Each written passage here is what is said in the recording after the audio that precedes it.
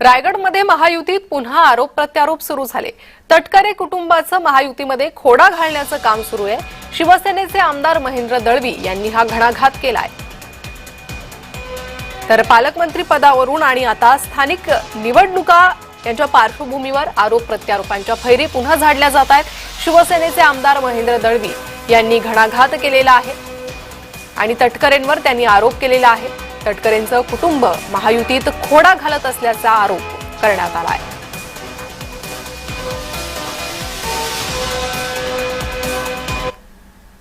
आमची जिल्ह्यामध्ये ताकद सगळ्यात सर्वाधिक जास्त मोठी आहे।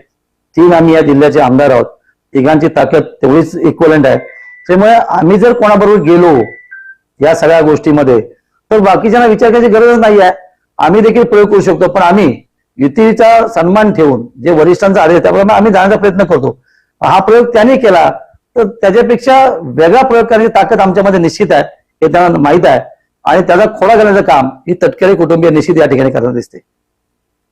तर तटकरे कुटुंब स्थानिक निवडणुकांमध्ये वेगळा प्रयोग करू पाहत आहे, मात्र आम्हीही वेगळा प्रयोग करू शकतो असा इशारा दिलेला आहे महेंद्र दळवी यांनी। रायगडमध्ये महायुतीत पुन्हा आरोप प्रत्यारोप सुरू झालेले आहे। अंतर्गत वाद चव्हाट्यावर येत आहे।